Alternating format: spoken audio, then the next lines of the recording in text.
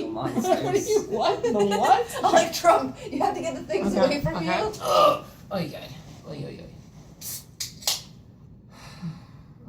I'm gonna do it. I'm gonna fucking do it. I can smell it from over here. Apples, cane sugar, pumpkin, spices, sulfites. So I'm expecting nutmeg and cinnamon. Additive sulfides, you know. But what do sulfites taste like by themselves? Sulfur. And iod. An ide? Yeah, a little bit of iod. The ide? Yeah, the ides that have Beware it. the ides of Yeah. fall. It's the 23rd. A single That's very far away from the ides. We can't drink this. A single molecule of each of this pumpkin spice hard cider has passed through the body of Julius Caesar. And that T-Rex that we all missed to talk on. Yeah. So it's day 2. It feels like more than that. We're drinking pumpkin spice hard cider. Oh my god! And we're joined by Carlie. Hi. There's also going to be an audio component at some point, so I know it's going well. We forgot that you're mute. I'm sorry. Sign throughout. Design. Just quietly flip Curtis off every time he says something. Just imagine that's what's happening, because it probably is. It'll be like Amanda's here. Pretty much, yeah. Like every time when she's trying to flip you off, just constantly flipping me off. Yeah, because it's really not what she's going for.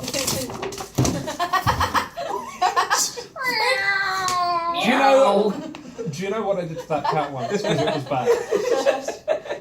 For the record, for the audio people and for even the video people, because they probably couldn't see that, Brendan's now slapping things off the table. By the way, thank you, Brendan, for making it now so that you can't see yourself. Oh, yeah. You can get closer. Meow. Wow. So now we're just recreating cats. The musical. I don't know. Some of those cats are quite limber. He does not strike me as a good cat. Cat. I think Brendan would surprise you. I think you put Brendan in the spandex and the leotard. Let him finish his pumpkin spice. Are you Mr. Mistopheles? Am I what? Mr. Mistopheles? Maybe. We'll see. At the end of this pumpkin spice, we'll just see what happens. It's the end of the show that Curtis is going to die and be reborn as a dead cat. I hope not. That's the end of Cats. No, I just die. That's the end of this show. Apparently I have an allergy to sulfides and cloves. I mean, you can have an allergy. My mum can't drink too many sulfides, or that might just be wine. But fermented cinnamon, nutmeg, allspice. That's allspice. people claim to be allergic to. I've never looked into it.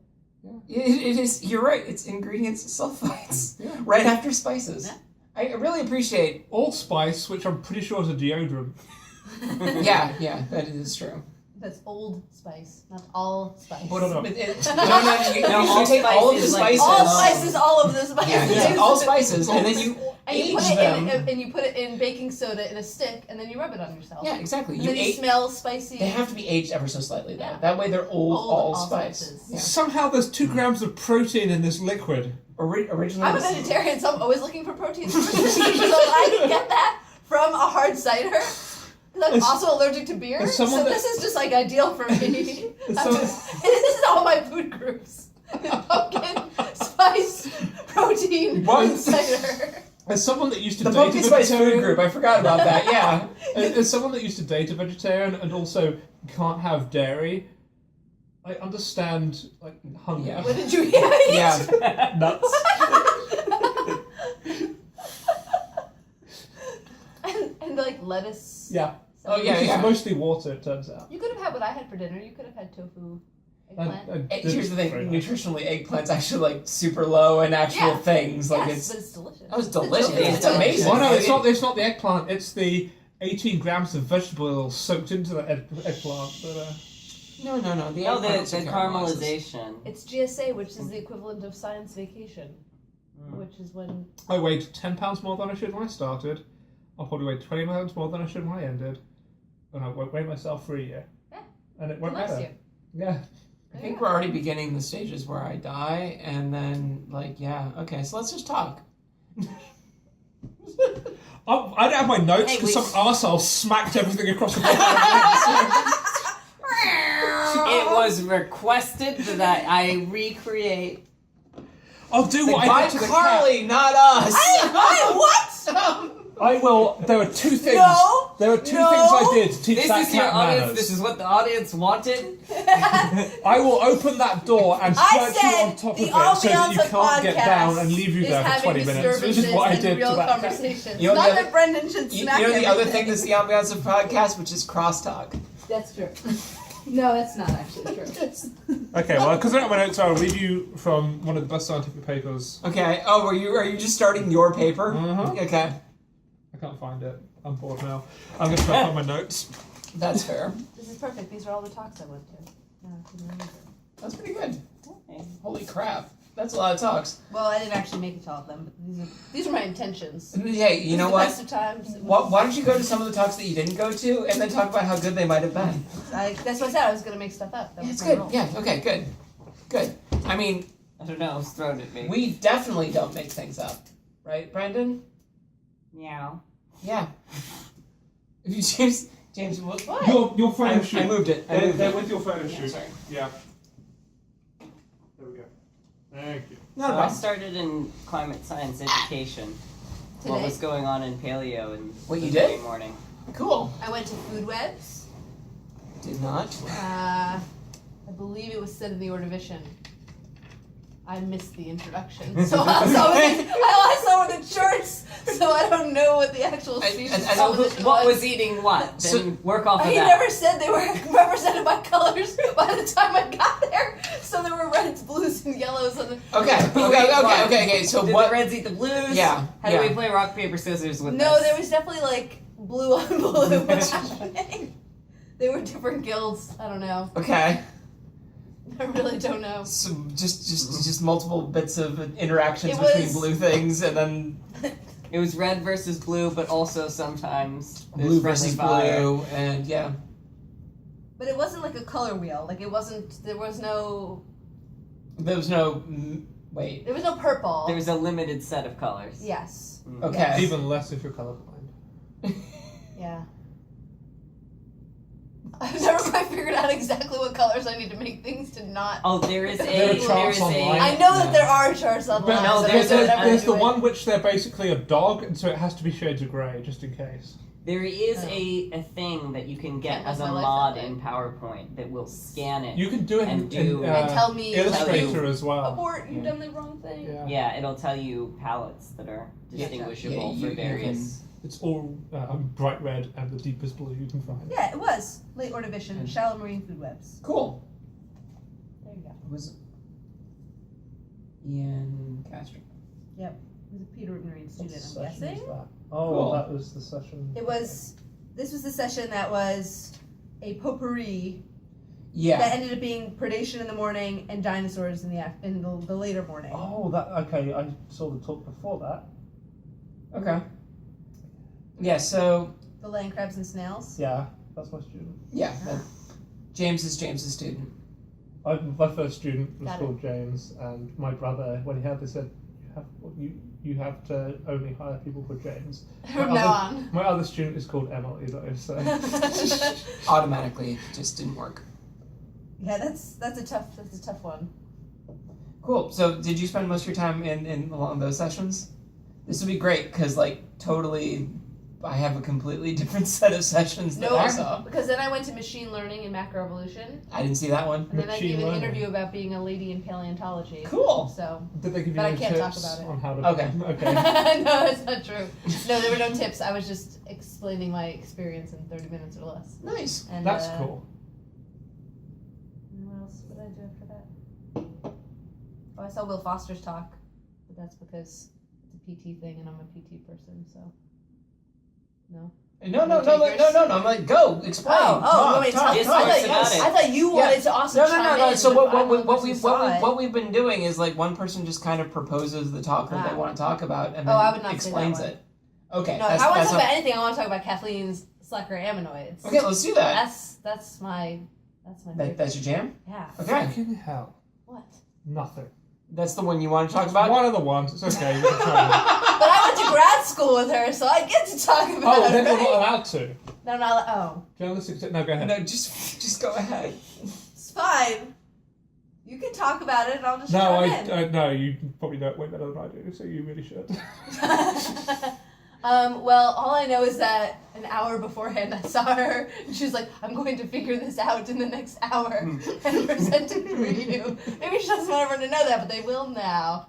But It's how a lot of talks go. that's okay. Well, Yeah. yes, clearly. She did a lot of cool gifts in an hour then. Yes, that's what I couldn't quite figure out, how much of that had been done ahead of time and how much of that was fueled in the furious hour leading up to the ultimate presentation. Photoshop is an amazing tool. Yeah, Yeah. it's very true. It's very true. I know the backstory of this because I was there when she was investigating Vestermon Morphospace. My favorite aspect of this entire presentation was, I think, just like at the end, being like, I've been begging people to help me figure out how to do these things, so I just modeled them. I just gave up on this lab work, and I'm just gonna make these models. So what, just over this flume tank. So what is the premise here? The premise of her talk is, can we look at ammonoid shell shape and infer something about how fast they could move in the water column? So there are 3 points in the ternary diagram of having serpenticone shells, spherocones, which are like the basketball, and then oxycones, which are your streamlined shells. Okay. And you can plot those with like WD space. So that's been done. And now it's a question of, can you... Is that true? I think is she made she created in our program that you could go measure some ammonoids today, put the measurements into that, and it would show it in her ternary diagram, and I could go measure some ammonoids someplace else, and we can compare and contrast our ammonoid shell space overlapping. And it's size independent. Okay. So you're done. And then the question really is, can you say anything about ecology, which is what the goal of quantifying the morphospace was. And so now she's testing that by doing flume tank analyses and digitizing those and just doing models of what water would look like moving past all these different shell shapes. And she had some video game programmer make her all these shell shapes. Okay. Which was pretty sweet. Like three-dimensional modeling? Three-dimensional video game ammonoids. Yeah. And you're putting them in a physics simulator. And putting them in a simulator. Nice. And she also has a student who is I guess CT scanning, plastic printing, and then flume tanking them. Okay. And that was a challenge to get a low enough reading at slow, like what would replicate slow speeds in the actual natural flume tank, because you don't have enough sensitive equipment to measure it. So that to get an idea of slow speeds, that's when they had to turn to the modeling. Okay. Yeah. So then she's modeling to get to these slow speeds or slow forces. Drag forces. Yeah. They had the smallest they could do was what the equivalent of a liter of water. Yeah, like holding my pumpkin spice around. Mm-hmm. And so they model fitted that, and the lines, so the model is accurate, and then that's when they started turning it down to paperclip size or weight, mass, paperclip, like the amount of Dines. Whatever the force unit is to hold a paperclip. Okay. Which would be like an ammonoid swimming and pushing a paperclip. Kind of thing. Which would be adorable. Yeah.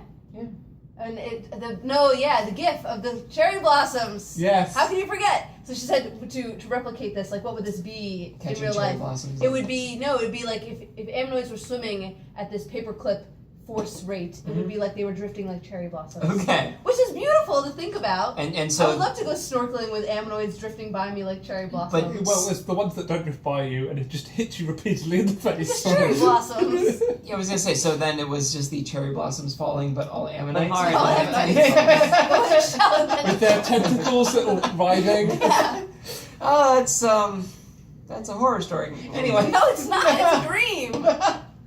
You're gonna build a time when underwater, maybe. When falling off of a tree, maybe. No, terrestrial ammonites is not what I'm asking for.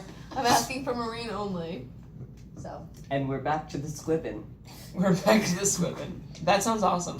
Well, there was some other cool things about it as well, and the way the talk was kind of framed, it was looking at after the end Jurassic mass extinction, we're down to serpenticone. Yeah, I was like serpentimorph, serpentines. It's like no, okay, serpenticone morphologies. And when she started out the talk, she was just showing the ternary diagram and saying like, oh, and in the 60s, whatever it was, they equated these to ecology, and I mean it was going, okay. And then the rest of the talk was them testing that and showing yes, which is super cool. Like it's great the people are testing this stuff, and then finding that some of it actually holds out. But then it was like, what are these ones that are doing very well after the Triassic doing? Yes. And they're doing the bare minimum possible to function as ammonites, basically. But that's interesting. So the reason I am super involved or engaged and interested in this, because compared to the end Permian in the early Triassic, all the morphospaces radiate. Mm-hmm. They all come back. They boom and bust, and they fill that space. But in the TJ, in the early Jurassic, it's just the serpentocones. So why are they being lazy at the TJ and not at the PT? Mm-hmm. Interesting. To be determined. Yeah. And then she had a kicker in there, which is, why are their shells wrinkled? And she had gifs of them snatching prey. And the idea being that in modern cephalopods, the wrinkles in the skin help them not have backwards force from. Oh, okay. And maybe that's doing the same sort of thing. Breaking up the surface tension of the water so that they get. Yeah, so they don't get pushed backwards when they try to grab things. So that was really cool. And then there were some amazing gifs of a cuttlefish, a hand-drawn cuttlefish going dunk and just grabbing a fish, and then an ammonite going dunk and just grabbing a fish. Okay. I think it was actually grabbing another ammonoid. Oh no, it was! Yeah. It was grabbing a smaller ammonite.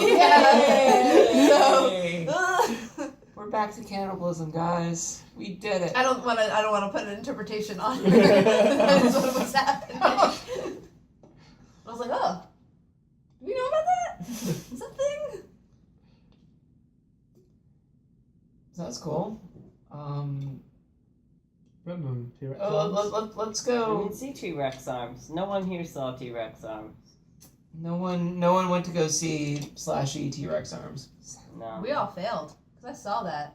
You did? Not the talk, but I saw the title and was like, oh. I saw the title. And then, I saw the title on the internet and did a sort of double take at it. yeah. I see. I think we all made a conscious decision not to go. No, we would have gone, but we all had something that was more related that we all went to. Yeah. What did I go to instead of Alicia. that?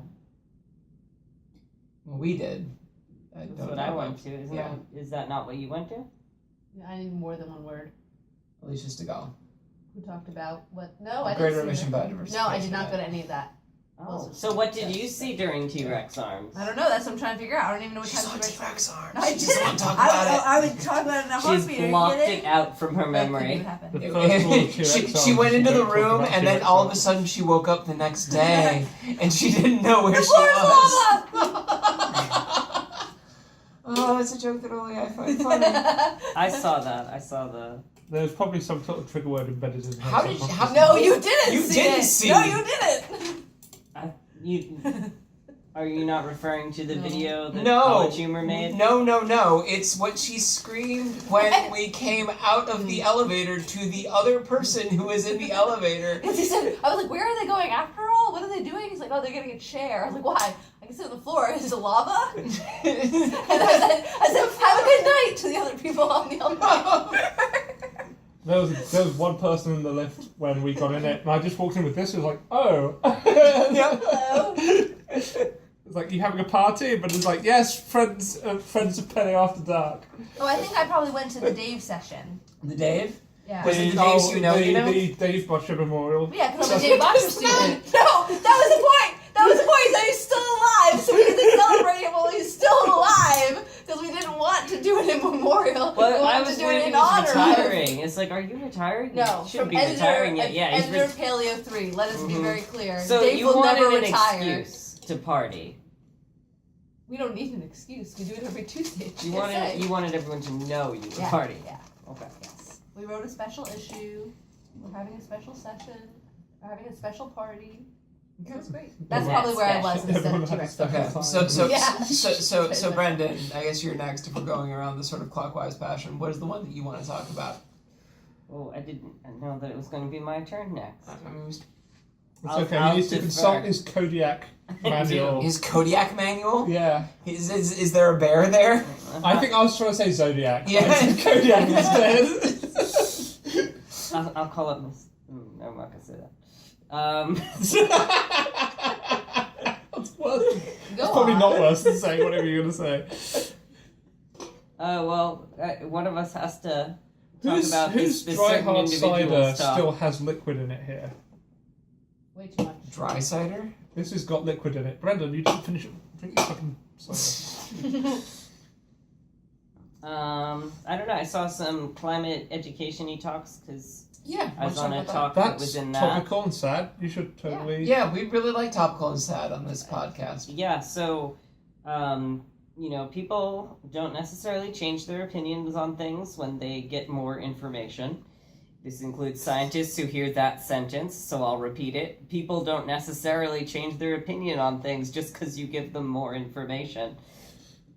And I feel very angry about that and will not listen to you any further. yeah, that's kind of how it goes. Okay. And in fact, it's been studied that this message is itself something that scientists are recalcitrant towards. But there was a Mechanical Turk project where they went and they queried a bunch of people and saw like what's important and does matter, because education level or post-secondary science classes don't matter. It's what news channel you watch. That's what matters. I watch in the general BBC. public. I like my news state-sponsored, thank you. Yeah, so it was political affiliation, but if you took out political if you did the news source could be there was obviously some covariance there, and news source was often the greatest predictor. So Of were how committed. you dealt with new facts. So what you're against- saying... no, what your opinions were About climate change. So climate what you're change. saying is people don't have opinions or independent thought. They just believe whatever What- they're what- told. what- No, you're they're saying is this- seeking out the thing they already believe. and Oh, so- echo chambers like Twitter. Yes. Okay. Yes. What, Yeah. what you're suggesting is that the same old thing that has been suggested for a long time, which is that certain news outlets have consistently ill-informed people that then fosters Rome is the information. world's first city. Good Roman bread for good, honest Romans. James has been reading a lot about Roman history right now. Mhm. They didn't make it. SPQR, everybody. We're not gonna Put it make on all the sewers. I won't. That's what I tell my students. There are two reasons why Rome I failed. tell them I'm optimistic. Parasitic worms. Parasitic worms? Is that your type Is comparison that how to we're human gonna- beings? Yeah. What? I said reasons why Rome No, failed. there are and I was two- like, well, those baths There are are not two, so there are great two for theories why parasitic Rome worms. failed, and one is Christianity, and then the other one is Christianity saying the gays. So, We were just gonna follow with the way that humanity was going to fail, but I appreciate that you guys brought it back to Rome. Yeah. Yeah. That's, Hey. I will not be blamed. I mean, if we just It's want to not start my putting fault. SPQR on everything just in It's all our case, faults. I would do it. we'd be like a Lazarus taxon of society. Just cover everything in Well, SPQR, technically it already and was, then when we because- disappear, they won't know what happened. Because we had the Holy Roman Empire many, many years after. Mm-hmm. So, All right, so yes, so they did a Mechanical Turk thing, and it's wait, what's the Mechanical Turk thing? that's Amazon's like people that are. Aren't they? It's in like the a main corps Final that you Fantasy hire to just like be survey sampling people. Okay, thank you. Why thank is you. it called that? Because of the Turk, like the He- robot animatronic thing from, I'm gonna get the date wrong, but medieval times. The Mechanical Turk was a like person in a box animatronic thing. Oh, yes. So it's people in a box. Yeah, That's probably not where the But name's these- supposed to come okay. from. but the that's- fake automaton Yes. thing, like in the 1700s, Yes, where they'd be yes, like, but this it's is the a robot, bunch- but it's a person pretending This to be is a a robot. bunch of real people taking surveys, but like I- Amazon employees. I don't know, I really appreciated those 45 seconds where Brendan was from Venus. I know, right? Yeah, when I didn't understand a word coming from his mouth, and I swear to God, I was having a stroke. All right. Well, if you saw the brief-lived Terminator television show, one of You the mean things Sarah that was Connor going to be the Chronicles? Sarah Connor Chronicles. One of the things that was You are going one to of become 3 Skynet He's was a called the Terminator. Turk. I like the Sarah Connor Chronicles. Yeah, it was much better than the movies that came out after it. Yeah, definitely. I'm going back to the closet. It's safer in there. This is safe. In the closet. Yeah. And then we did, Catherine did our talk, which was about whether you can learn anything from whether our undergraduate students can learn anything about climate change from climate change television programming. I'm assuming the answer was no. Yeah, the answer is no. I have something that will help them.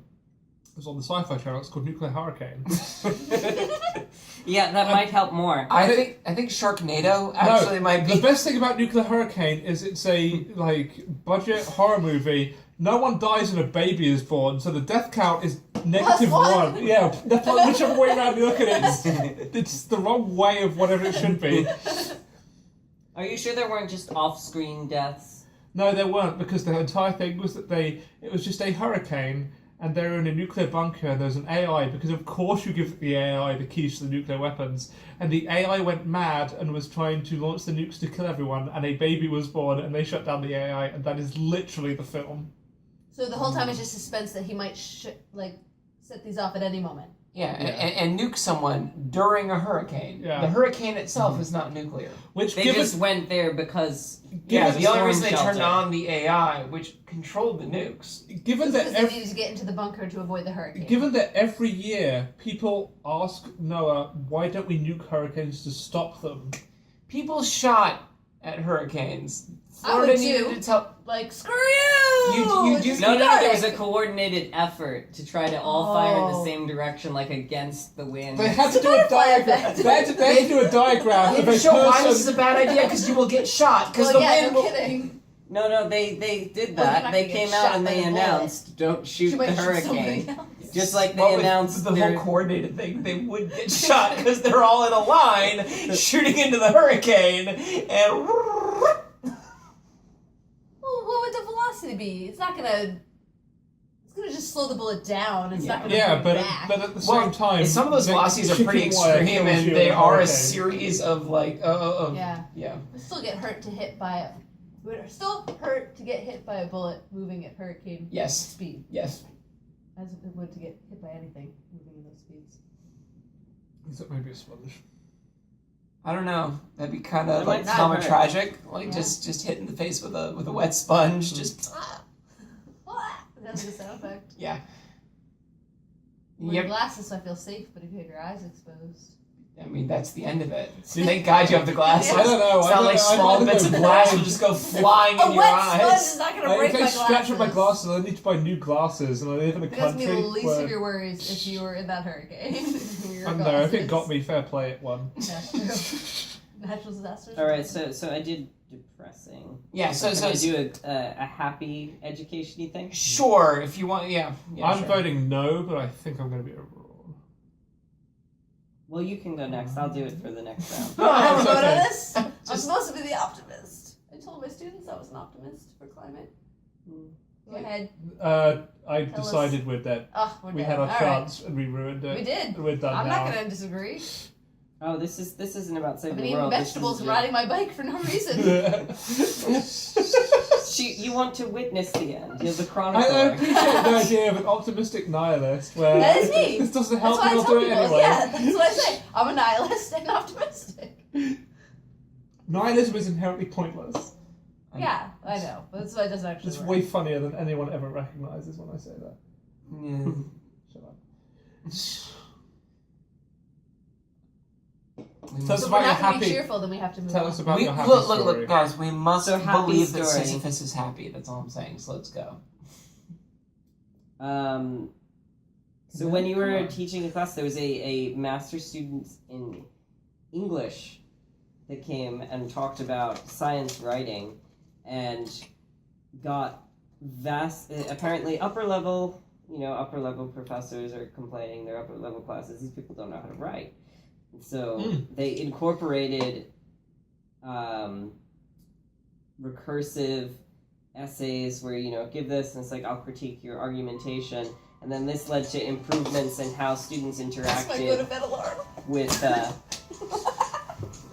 during field work. So you got improved responses and better field work out of spending time teaching people how to write well and how to make arguments well in the writing. That's interesting. There's a problem I recognize, but that solution sounds like it takes a lot of my time. It takes the time to read and respond and to critique not the like surface stuff, but to critique argument, and then you can start shifting it into like peer review of each thing. That you have to give them a rubric that is directing them towards, you know, what's the organization of this paper, what's the argumentation like, how did they support, how did they link their evidentiary claims to what they were arguing, and then they got good response in their field work as well with nature of science stuff and how people were interacting in the field. Okay, cool. So it's worth your time and improves. So what you're saying is that education isn't a sunk cost. That there's something out that we can get out of it. That you're not shifting out of the geology learning when you're teaching writing in the first pass intro geology class. You're improving both. Hooray! Yeah, so optimism. Cool. Sweet. Yeah, you can do that, James. You can whisper how you're tilting it, and hey everybody. There we go. It's almost like we've got framing now. Fuck you. So James. Yeah. Considering it's probably going to do that thing where it auto restarts and clips half of what you're going to say, why don't you talk about the thing you're going to talk about next? How much time does it? You know, it's probably got about 2 minutes. Go. Yeah, time it. God, my stream of consciousness notes aren't that good. It's 5 seconds wasted. My God. What if we just turned it off and then What time would did you the next wasted? stitch like it was deliberate? My.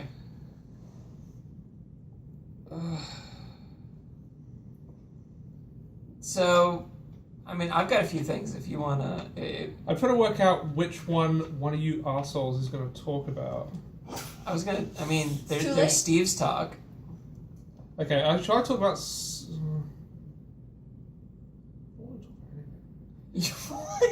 Then how can you care if one of us assholes takes it away from you if you don't want to talk about anything? Here's the thing, I don't care. I just like shouting at you. So you should go so you can shout. You could shout about him if you chose. I do appreciate he basically wasted a minute on this so far. Yeah, no. That's yesterday. Yeah, mackerel evolution is yesterday. Mackerel evolution. Okay, competitive exclusions. I guess I'm just going to do it chronologically because I don't learn. Okay. I have written compet x arrow, no strong evidence using spurt pairs of diff tax, brackets, approximately equal phi, close brackets, distance, ABC, absence of competitive hierarchy, multiple spur Oh, I know which talk you went to. Thank you! Zoans? No, this was modelling, looking for competitive exclusion through time using species pairs. And species pair of different phylogenetic distance to see if species that are more closely related to each other are more likely to compete with each other because theoretically they. And when they modelled this repeatedly, they found very little evidence for competitive exclusion. One of the reasons is because they don't believe, or they think when they're looking at how much species overlap into the ecology and the ranges, it's never a competitive exclusion between two species, it's multiple species. And so you never see competitive exclusion because as one starts, that other species keep each species in check. And so if you have at least even just a triad of species, one is not going to be able to outcompete both at once. And so they sort of keep in check. And then he was saying that if you think about carrying capacity, and then he was, I can't remember who it was it Steve, was it Stanley? Some of Stanley's work? I can't remember. Saying that carrying capacity is very rarely ever met amongst species because of a mixture of things like predation and storms and things like that. This is going to whittle the population down away from the carrying capacity, so there's always wiggle room and space for other things to inhabit large portions of the same niche. Yeah. And that was essentially the talk. Cool. So just, again, the idea that competition is generally low in ecologies because we're never actually completely at the point where we're just fighting tooth and nail in order to get space. And maybe it's more complex than we think in as much as we tend to think of competition as one-on-one, and that's not the case. Yeah, that's probably fair. Because you're fighting on multiple fronts. Mm-hmm. Yeah. And against the environment. and it was only testing pairs. So yeah. So it's you're needing to create in order to just scientifically test it a false dichotomy because it's more complex and multifaceted. No, it was a good talk though. That sounds cool. And I learned about that there is one that is actually of grab samples for sampling the modern things that are living there. What in the what in the what? There is a database of just like things that have been found when we dropped a dredge. Okay. So I wrote down there's a modern EMAPS. That stands for something, and I figure if I keep typing in words, I'll get what it You'll eventually figure out. EMATs, dredge samples. Yeah, EMATs, dredge, and worms, and I'll get, because he said in the modern, like, everything is a species of worm. Doesn't matter. EMAPS worms, still the first 50 pages are going to be porn. You know that, right? I'll turn safe search on. Good point. I turned it off because I couldn't find stuff I needed.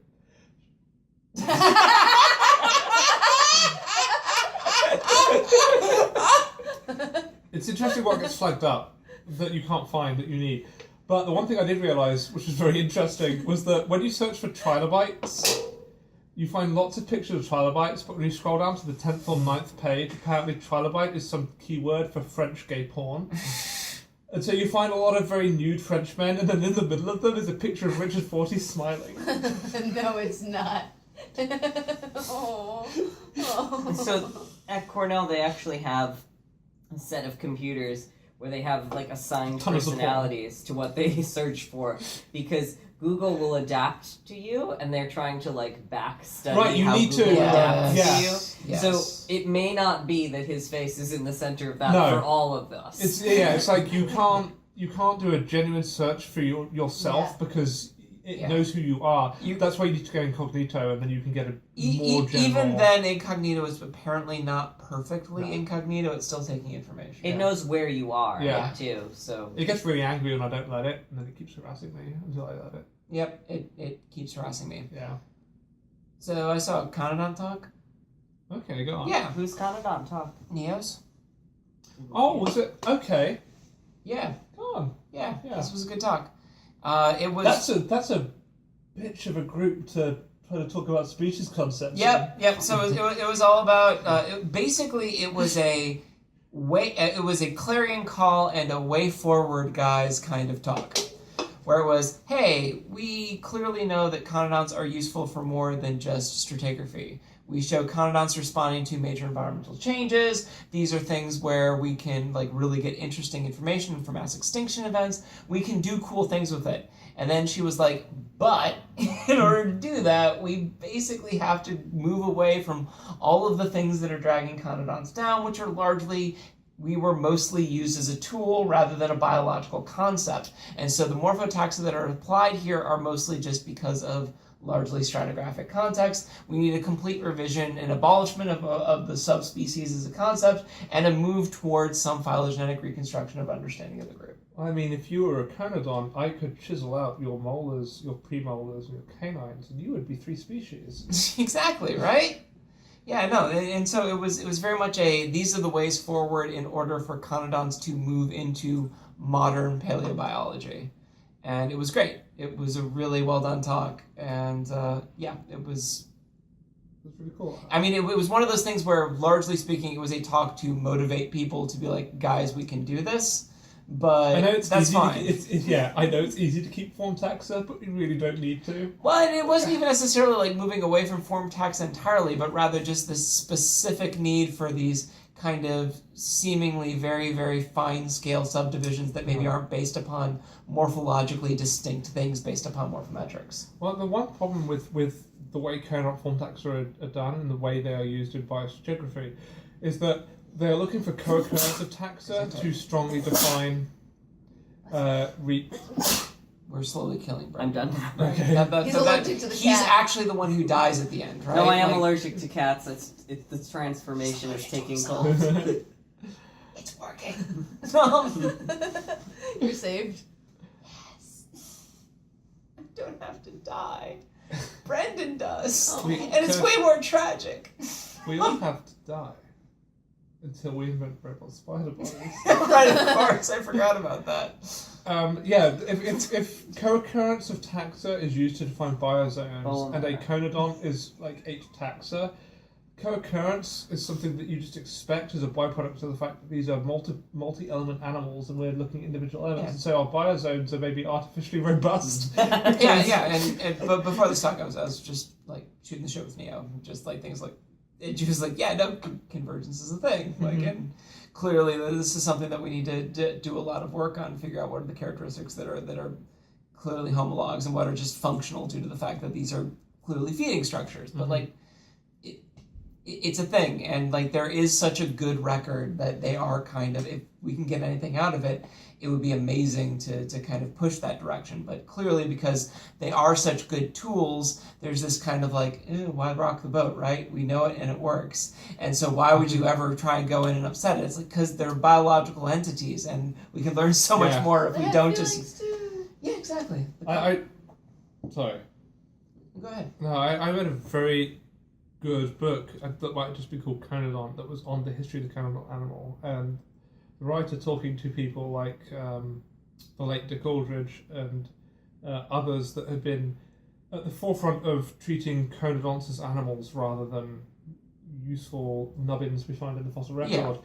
That was part of their initial argument of there's a lot of resistance because these are a really useful tool, and in some way relating them and making them biological was antithetical to the way the oil industry wanted to utilize them. There's a consistent pattern I hear outside of even paleontological science, just science in general, which is if there's an established framework that works, finding evidence that shows that framework doesn't work is just immediately reacted against, not because it's wrong. Like tectonics. Yeah, exactly, because why upset the boat?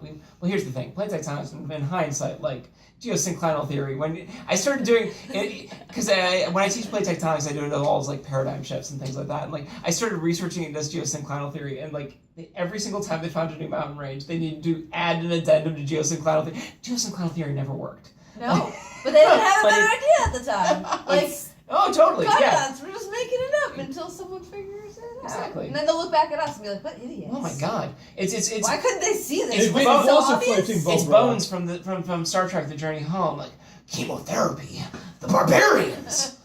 See? There you go. Oh well. I think we're on you, Carlie.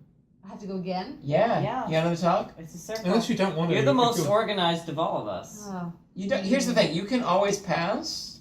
Well, I'm looking at my thing. Okay. I'm just...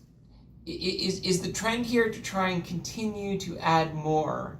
At a certain point, will we just have a fortress? Well, now I don't know which one is mine because I got up to turn off mine my mine is empty, okay, so anyone that has liquid is yours. Except for that dry one, which is Brendan's 24-hour-old cider. Yeah, don't drink that one. It's a disappointment. Brendan, your cider is a disappointment. No, she means me. I did see most. Well, the thing was, I kept going back and forth between sessions, and they get off from each other, and then like the 7-minute weird delayed 'cause- session. I did like half on teaching, and I feel weird because it's the paleo. But I did see podcast. most of echinoids and 3D shell strength. That was the 7-minute delayed session. Session so late, so hungry, Oh. so sad. We could talk about the talk that we all went to. The three of us all went to. If you were Who knows? Maybe I was there. the least talk. I was not at that talk. Were you at Curt's talk? I was at the bocce party. I'm sorry. Well, what went on at Botcher Party? I told you. Botulism.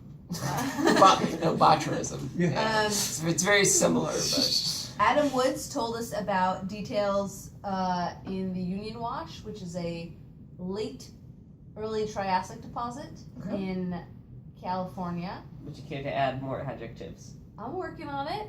I've been there. So Union Wash is a shallow shelf environment. Well, actually, it's sort of mid-shelf environment, and it's super low oxygen, poorly bioturbated, just black shales. And it's the early Triassic, so that makes sense. But if you go through the section, all of a sudden you'll find these randomly bioturbated beds, so there's like little oxygen pulses happening. And then you move up the section and you end up with sponges, which is interesting because sponges are also something that takes over after the TJ in the early Jurassic, which is work that Kathleen Ritterbusch has done. So Adam Woods is finding sponges in the late Spathian, which is like 5 million years after the Permian-Triassic boundary, in a section that's pretty low oxygen until all of a sudden they're sponges. And they're right on top of these seafloor fans that are probably growing abiogenically from increased calcium carbonate concentration in the seawater. Probably also in a low oxygen setting. And then all of a sudden sponges. So it's just like a cool observation. Suddenly sponges. Yeah. I appreciate suddenly sponges. Suddenly sponges. But the context of this is people are studying the early Triassic recovery in places through California, Nevada, Utah, Montana. I'm one of those people. And every time you go to a different section, you see a different recovery pattern. So you can see stepwise recovery, you can see pulses of recovery, you can see what Adam's seeing, which is like dead recovery. So people found a Lagerstätten that's like super recovered and looks like the middle Triassic. It's like glory days in Idaho.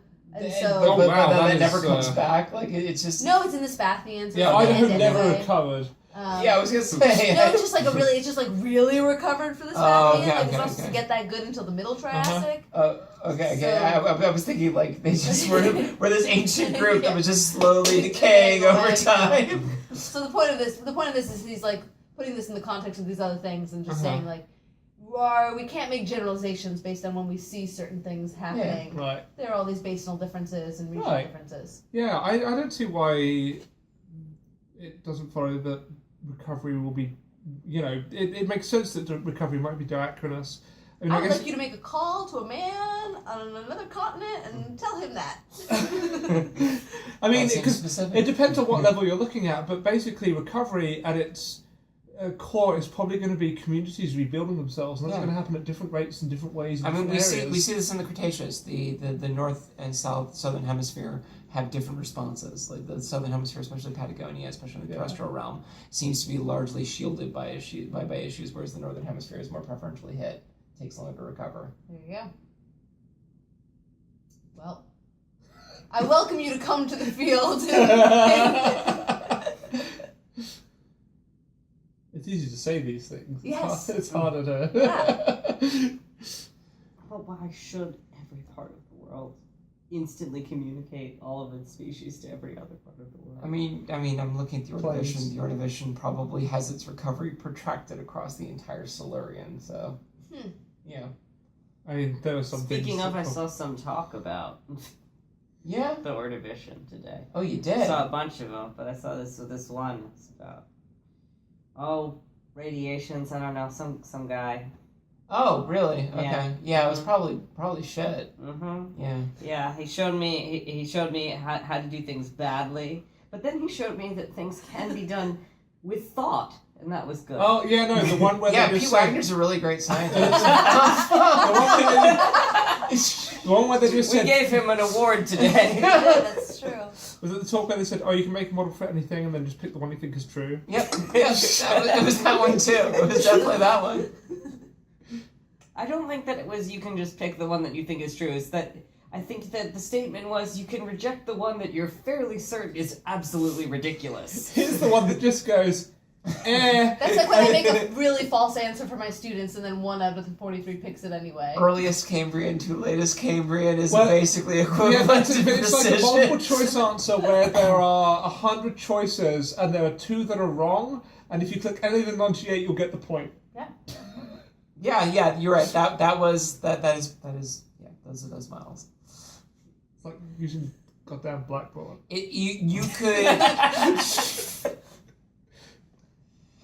So all of you have probably figured this out by now. Whose talk that we are talking about? Pete Wagner's. It was a really great talk. I mean, we were showing him the early points and the end points for all these fossils across the Ordovician, and he was looking at these snails. It was really great stuff. I do like snails. Yeah. In fact, are we being deliberately resistant, or? In fact, that Pete keeps finding himself drawn back to snails. I do too. Well, as We're I learned drawing yesterday him at back to the Paleo Society dinner, we all are our study organism. There's a thing about eating your study organism. What if they're all extinct? I've You gotta pick something out of the phyla and just go for it. Okay, first of all, I could eat just horseshoe crab eggs as a proxy. I've eaten European cuticle. You've eaten European cuticle? There was a lot of it. I was like, wait, I'm what? not going to get this chance again, and I ate it. Right. What? Yeah, I ate my study organism. It's been extinct for 250 million years. How did it taste? Probably like graphite. Yeah, I I'm the didn't. man who actually consumed it. And he said it tasted like rock. I was right. The best bit was I chewed a bit and one got stuck in my teeth and I had to floss 4 times. Guess what, motherfucker? You don't need to know these. You don't need to taste these things to fucking know that a rock tastes like a rock. It's called deductive reasoning. You reach a certain age, and you're able to predict things. It was- Not quite there. It was the oldest one too. Good. The oldest drifter. Yeah. So I ate that. What happened to the oldest European? Oh, James ate it. And that's strike 2 against you ever coming to my hypothetical museum collection. Oh, okay. So, No, it was good. It was so it made sense. Talked about morphological clocks, and if you spread all of your character evolution over forever, and you try to do it as evenly as possible, unsurprisingly, it smears it out. and it's almost as though you can do that over a wide range of dates and timings because I also really like the incredulity that with the possible scenario that the Great Ordovician biodiversification event is the Cambrian explosion, which is a genuine idea that people have communicated to me. yeah, it's something that's been suggested. It's a series of consistent change across, But there was a ray of hope, because FPD seems to work. Yep. That is And also, unfortunately, if it works, it means it's a thing that eventually I know I'm going to have to learn how to do. yeah. And also, some brachiopods We'll have more schedule- characters we'll than make a others, workshop. it turns out. So, Some brachiopods what? have more characters than others. But all brachiopods have more characters than Turritella. Oh yeah, that was was that yesterday that we missed it? Uh, Talking about Sandy's talk about. yeah, we didn't talk about that at all. Yeah, okay. Well, I guess when we come around, I might do that one as opposed to talking about Steve's talk. But anyway, go ahead. We Your can turn. talk about Steve's talk, because Steve's talk was Steve's talk was hilarious. great. Let's just read the abstract aloud and stop. Let's just talk about Steve's talk. Yeah, let's just do I mean, that. and then you can do whatever you want. Let's just all Yeah. talk about Steve's talk right now. Well, because half my notes are stuff that I barely understood. So. Okay, good. So 70 is the magic number. 42 is fucking wrong. 70. So we spent this morning for 3 talks straight in computational methods. First was Davey, which is props to Davey for going in sick. Only 2 dry heaves. Oh my- There were no dry heaves. There were no dry heaves, but that poor man could not sleep or keep food down the night before, and then came and give a talk at 8 a.m. It was. I want to know that, because I want all my students to know that when they can't show up because they stubbed their Yeah. toe, they can't come to lab. Yeah, but they can't go, oh, and today my paper was published. Here is a screenshot of my paper. Today's paper is published in Scientific Reports. Yeah. That is a good reason to get up in the morning. It's good. So, yeah, David gave his talk about looking at different models of evolution across crinoids and showing it was even more complex models than are typically used. Yeah, then we segued into Pete's gastropod. Pete's gastropod talk, which we kind of already talked about a little bit, which is just, hey, can we get the timing of beginnings and endings, and can we actually sort of give a statistical probability given these ranges, given the stratigraphic information that we have, and use that to inform priors. Yeah, and I must admit, I did like his minimum possible range, where it was the latest possible start and the earliest possible end, which was essentially just a single discrete fixed point in time. Yeah, pretty much, yeah. It was... Species are like... And then we went to Steve's talk, because basically Pete segued his talk in specifically into Steve's talk. Because he had a bullet point, and in the middle of it was brackets, next talk, question mark. Yes, because he was like, so the one thing I haven't included in here was basically, I'm not really including the ambiguity of our timing for our dates. I'm just assuming that our dates are known, and so I'm assuming that's the next talk.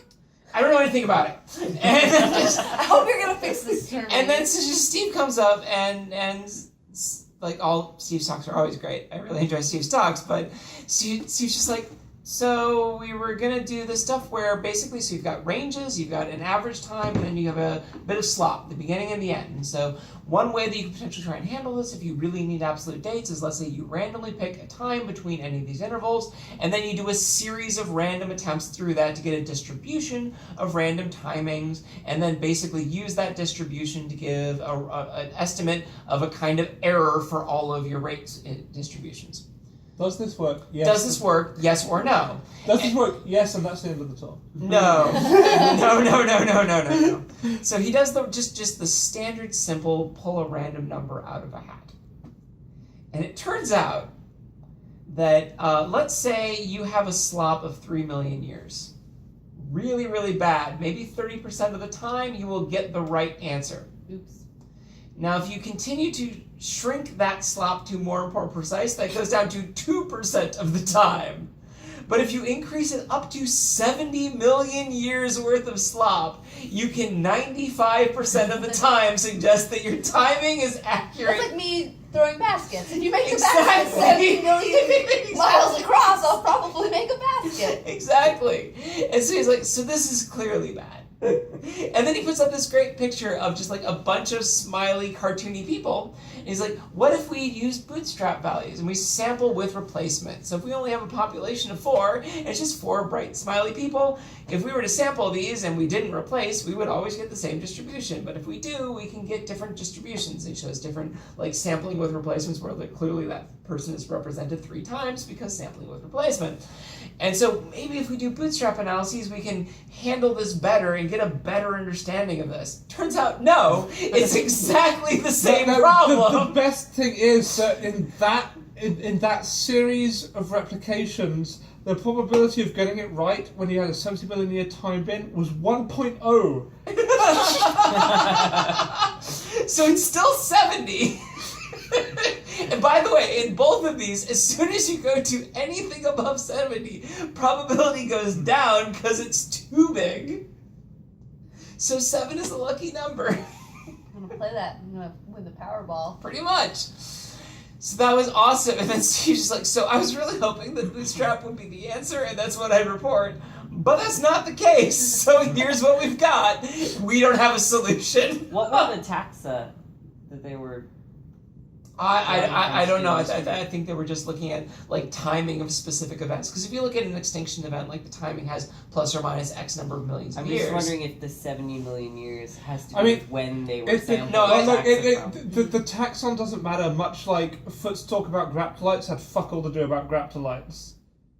Because it didn't matter what he was doing that on. He was just happened to be using graptolites. Diversity dependent stuff. It mattered in that it wasn't Alroy's data set. Yeah, it wasn't mammals. So that was Steve's talk. Now I guess, James, do you have anything that you want to talk about that's not any of those 3? Because we kind of got those out of the way, knowing that most of us were in those talks.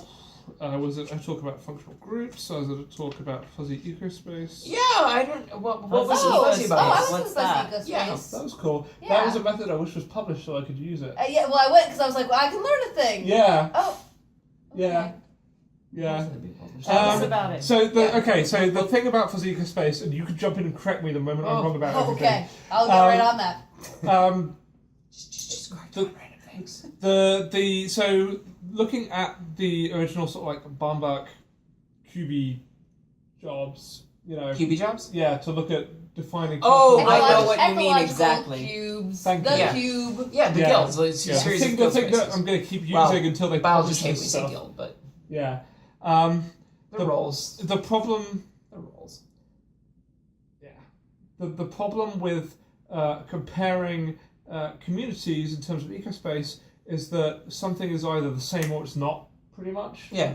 And so the moment you change something, you're going to start pushing further and further apart, so the overlap is not going to be that great, and what happens to about all the space that isn't occupied, is that truly unoccupied, or is that it's just something that isn't either inhabited right now, or something is using part of it, but not in a way that any kind of ordination method we use is going to put things over there.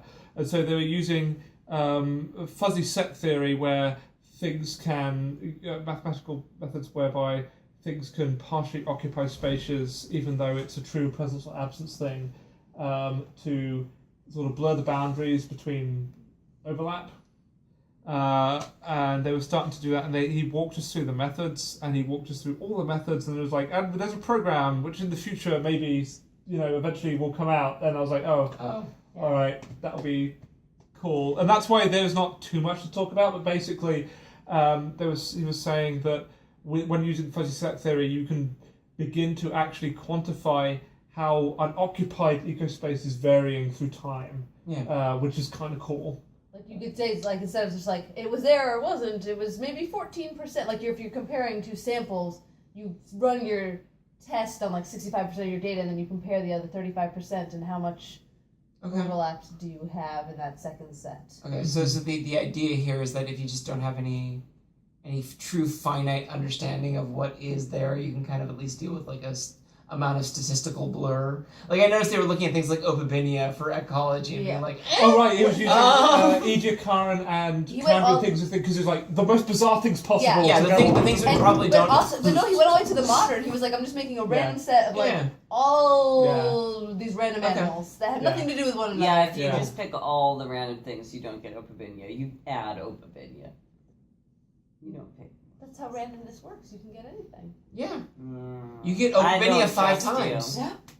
That's just random. When this random number sequences goes down, you will be executed. 5 again. 72. 3 again.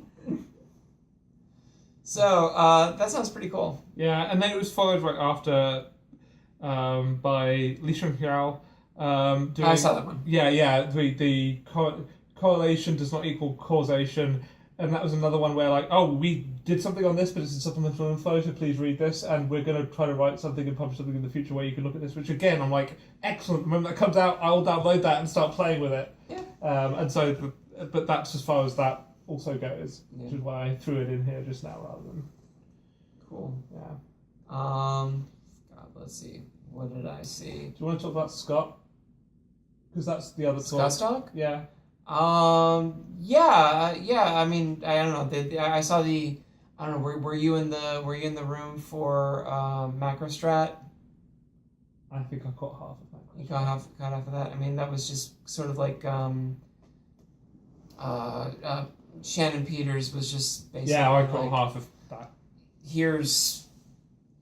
We've got the paleobiology database. Here's all the ways that it's difficult for us to correlate it because a lot of these things are sloppy, and so our timing is difficult because these two things have the same date, but clearly this one always precedes this one, so that's a problem. But then if we take the data and it was a lot of sort of continuing the idea of Shannon Peters' common cause hypothesis. The idea that the reason why we have an increase in biodiversity and a decrease in biodiversity is actually that the linking between our rock record and our biodiversity are the same thing.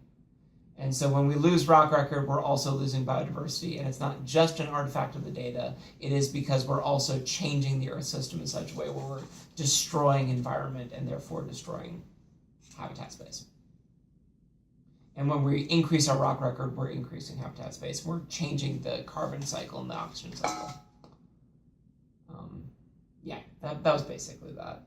It was that talk. But what was he showing? He had the PBDB stuff, and he had taken the PBDB stuff, and after correcting for it, basically showed that there was like an increase with his macrostrat stuff. So when the macrostrat stuff was going up, the PBDB data was also going up. But like I've read Smith papers that have showed rock record and Sapkowski data, and I've just seen that. And this is just the newest version of that. Yeah. Okay. Yeah. Again, there was lots of. I was mostly. But this is more. He's putting in the framework of common cause and not just rock record bias. Yes. But more the rock record is biased because of some sort of change that's also changing the biology. It's an argument he's been making for years, which is that it's not inherent. Yes, there's the potential bias issue, but it's not a bias in the fact that agnostic of other environmental issues. Clearly, when you have a major regression event, you're going to have a major impact on the marine biosphere. Yes. Just by nature of the reality of the system. And then you mean marine animals don't like it when you take the water away? Surprisingly, no. Oh. Although those ammonites love falling from the lotus cherry blossoms. Yes. Oh, beautiful cherry blossom. Our aerial ammonites. Then I also were you there for Steve Holland's talk? Yes, because I came to see, because we were running so far behind that I saw that talk and then Scott's talk. Okay. Steve Holland's talk was looking at neutral models of community evolution. Yeah. And essentially taking, let's say we've got a rate of speciation within any sort of community, and we've got a rate of migration, and then we can establish a series of cells that are actually a series of meta-communities, and then if, let's say, we add to those cells, or we subtract from those cells, or we break them apart, and essentially try and emulate a meta-community that is sort of similar to a neutral model of plate tectonics. Yes, I remember, yeah. With the stuff that you could run for 30 by 30 squares, and that takes a few days, but then his upper bound... Yeah, 100 by 100, it was a month in order to get these simulations to run. I was making my reading list in the back of the room while that was happening, so I only kind of got the end. I was like, how did this come to be? What has happened here? List of papers to read from the Eco Talks. So yeah, he was basically trying to run these models on neutral, using simply neutral theory, and then compare them to what we see in the modern, what we see in the actual record. And essentially, what he was finding was that as you break apart continents or add together continents, you don't really change the global meta-community, species richness all that much. And he was suggesting that terrestrial-wise, that made sense. For marine record, it didn't make sense, because in the marine record, when you break apart continents, you have more space. You do actually, and so essentially, it was a far more complex, more nuanced way to essentially still come back to MacArthur Wilson style island biogeography. Yeah, because Damn he it! said... Why am I not just recapitulating old ideas with more math? Well, because he said at the end, like, I'm not going to talk about marine islands, but marine islands are not... That's all. We just math. We just cited a bunch of things. Turns out if you write enough words, people don't read them all. No, so long as you have a I picture learned so with many cute little lessons hearts. today. Yeah. As long as you have a picture with otters with cute hearts, that's all people care I about. want to see the otters. You want to see the otters? Yeah, that's very easy. It's right up there. After we're done with this, I will show you the otters. Anybody else got anything? So I mean, there's Scots. We can talk about Scots. There's Scots. I've got Scots. I have two very brief ones as well. Let's see. There was one more that I was thinking about, but I can't remember off the top of my head. Do you have anything else really quick? Who knows if it would be quick? No, do something else and I'll look at my list. Okay, Brendan. Like I said, I kept seeing teaching related things. Okay. And then Alicia's. Okay, you want to talk about Alicia's? We could. Yeah, that sounds good. Alpha, beta, gamma diversity. Mm-hmm. Alpha, beta, bio, aqua, disco, beta, boom.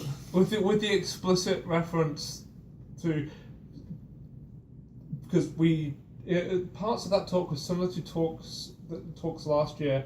Well, we talked about, and then people started tweeting at us there are other ways to calculate this stuff, and this time she was saying like there are multiple ways to calculate this, but doing it this way, there's all of this sort of stuff.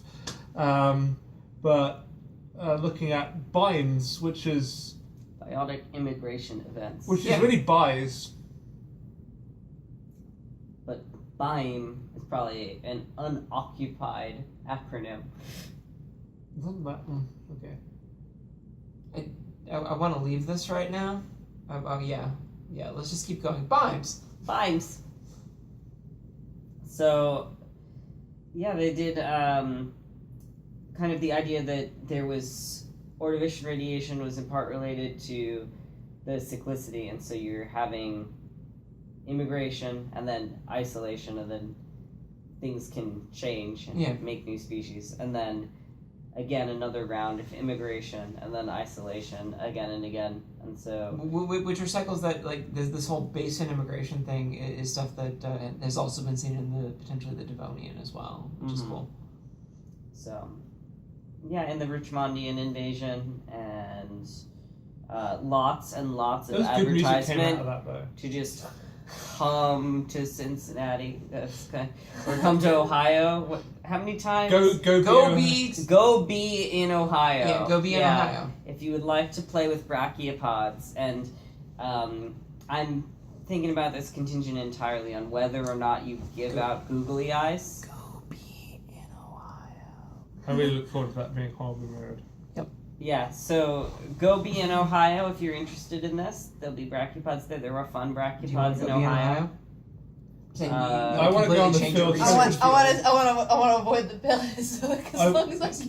Paleozoic's great for everything is, and nobody checks what you do. That's true, because I just went through all the Paleozoic events with my students, and I was like, we have a lot of undone research in here. In fact, I had to propose research projects based on review papers. They were like, we don't know anything about anything back here. There's a lot of events that aren't events in the Paleozoic. Yeah, well, The Paleozoic. they've come to understand that now. Not everyone. Well, these people who are active tectonics people now understand that these events in the Paleozoic aren't events anymore. I want to go to that and then drive 60 miles up slope and start with the Devonian. Sure, we can Carl do that. Brett probably will do that in the field trip. To where the interesting stuff is. Yeah, sure, we can do Shots fired. Hey, fuck you. Yeah, go be in Ohio. They need the That's diversity. cute. Who thought of that? Dan, Alicia's husband. Because It was a dad joke. It's a good one. It makes sense. It's good. Now everyone will remember it. Yeah. I think these would be much better if they were Starbucks punch cards across the bottom. Every brachiopod you bring. You get one free Ordovician. I actually walked up to Anna's post and I was like, so what is the Ordovician? She just rolled her eyes at me.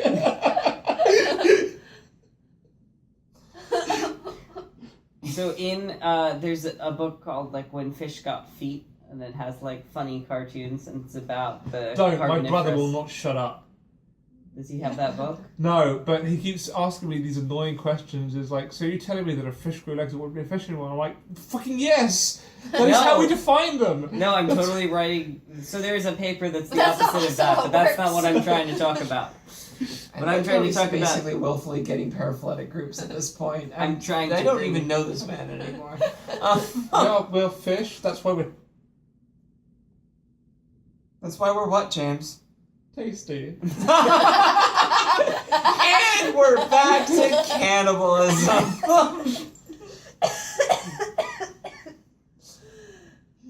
Don't show weakness. I can outrun y'all. I'm not worried. I don't know. I wasn't tracked. So what I was going But for I'm also was I that was person gonna, eating people. before we diverted to cannibalism, I was trying to bring us back to Rome, because in that when So fish- cannibalism.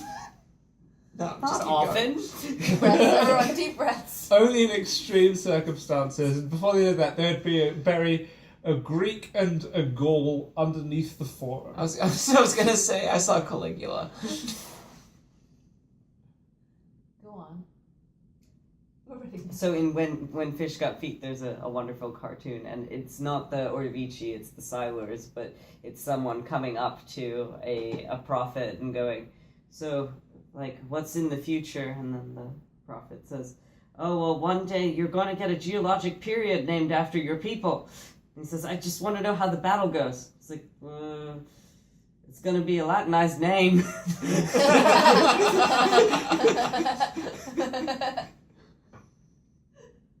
So, ad for that cartoon. So anyway, we were talking about Bimes. I'm really confused. A long time ago. I don't know what. Yeah, in the Ordovician, in fact. We were indeed.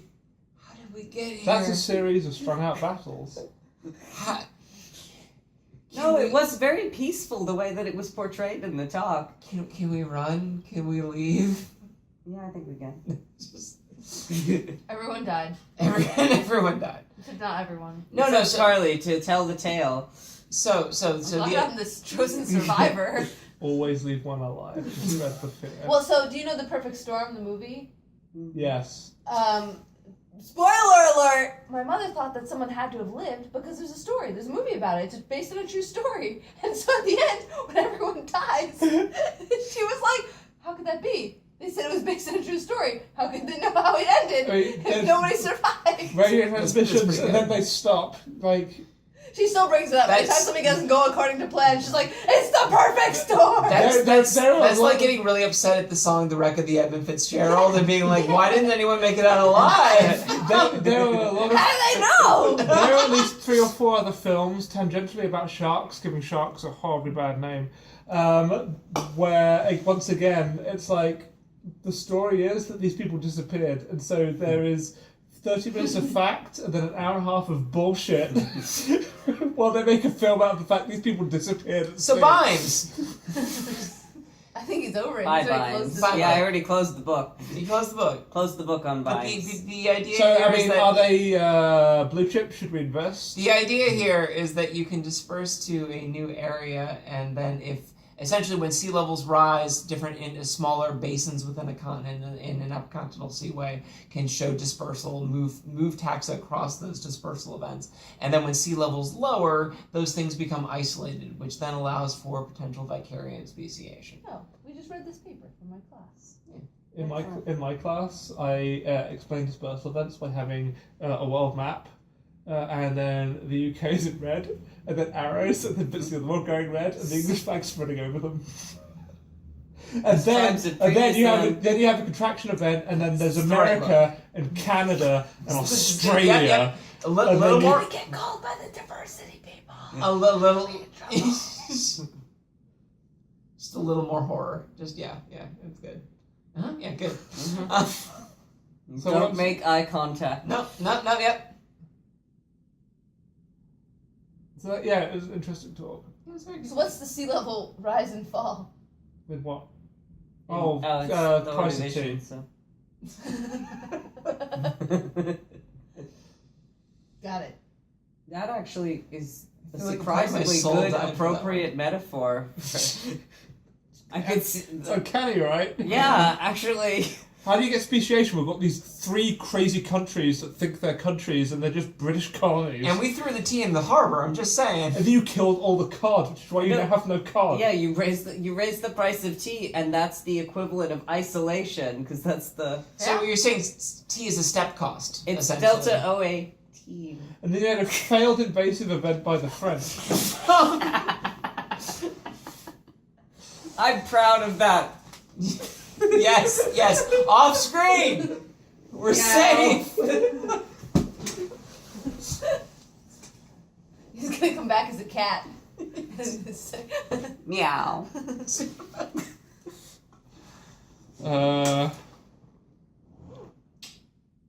There was talk that I thought was going to be really interesting about functional groups. Am I allowed in? Yeah. Am I an indoor cat now? Yeah, you're not allowed outside. You kill birds. Yeah. We do not. It's not ethical to leave you outside. Also, I'm terribly sorry, but you're going to be neutered. We need to make sure there's not too many more.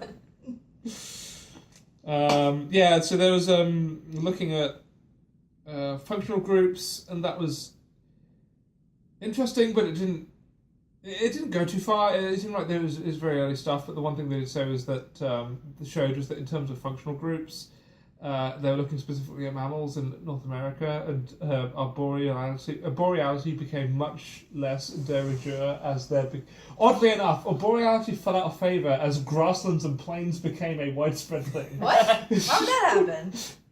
But then she said to throw a comment, it's like, oh yeah, because most of the apes died. Interesting. I was like, oh, there's now more horses, and so, but it was looking at changing functional groups, and they didn't think he sort of mentioned, but didn't sort of link it to explicitly, was that when the proportion of environment changes, the proportion of functional groups is going to change across a continental scale, which kind of makes sense.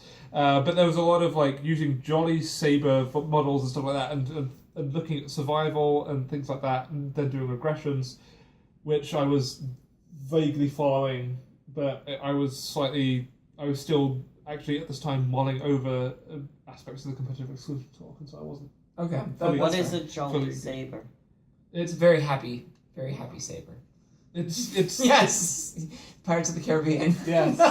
With the first one only. Yeah. No, the rest of them are not. All the others are bad. Yes, the first one's the best one. Thank you. These idiots are arguing with me about it all the time. I'm not I've arguing with you. never The said first one any is the movie best but one. the first one was good. You claimed. How often is this coming up? Amanda claims the third one's alright. Why am I? Whoa, What's- you just did the Amanda thing of blaming me when you This is wanted to something blame Amanda. I need someone to shout at. But a jolly saber. Yes, Not a it's Jolly like, Rancher. yeah, or Jolly Roger. What about a Jolly Saver? That'd be like a lifesaver mixed with a Jolly Rancher. Made out of Jolly Ranchers. Yes. Something to eat while you Doesn't float to sea. doesn't it just dissolve? That's true. No, It's a it's the limited gummy edition. No, a Jolly Saver would be a mint flavored Jolly Rancher. Ah. This is a lifesaver with a Jolly Rancher. Nice. I left talks I wanted to see to go and look at a talk about corals in the fossil record. The entire talk was basically the Chinese coral record approximately equals the global record. Oh, I saw that. No skeletal reef builders for a while after the Devonian. Oh, okay. Basically the entire Visaean is absent skeletal reef builders. It's all microbial build-up When? and stuff like that throughout the Visaean. Yeah. This is all of China? What? It was Not like sure I missed the literally first few over it? minutes Okay. because we were badly out of sync by this point. Yeah. Yeah, it was off time from whenever I was coming from. Yeah, but basically he was Mud hill saying or that something China. was the Yeah, one? but he was saying that it broadly correlates to the global record anyway. So whatever this factor is seems to be a global lag response to recovering from the Hangenberg. Okay. Yeah. Oh, this is the thing. Lots of anoxia, and then you suddenly get microbial mats building up, and then it's at the end of the Visaean where you start then getting skeletal corals growing on top of this stuff. On top of the microbial mats. Yeah, and then it becomes a reef-building organism, sort of like a reef-building structure again, and microbial mats recede, and you have corals. This is Interesting. stratigraphic. Oh, okay. So You're not We wait, might wait, be wait, wait, tracking. We might be tracking degrees of depth shift. So you're not literally. We saying don't mean things the are growing on top microbial of mat and then the coral grew on top of it. Okay, We thank mean you. In sequence. That was the thing that really amazed Yeah, that's me. I was like, wait a second. Yeah, Oh, your yeah, eyes got yeah, big. yeah. Because I have seen some things in the Triassic. I have a Triassic problem where I see a clam that's like the size of, I don't know, Have you my seen? thumb, and I'm like, Have- God, that's a beautiful clam. It's so huge. have you seen the moons off of Saturn? Have you seen a turreted gastropod being drilled 6 goddamn times by predators? Yeah, she probably has. No, just twice. Mm. Not 6 times. Well, I brought ones in to Greg, and I probably walked past you to go, this is weird. The one thought I did have with that is because the snail is only in the last end of the world. If it got from the back and just kept trying, it's like, no.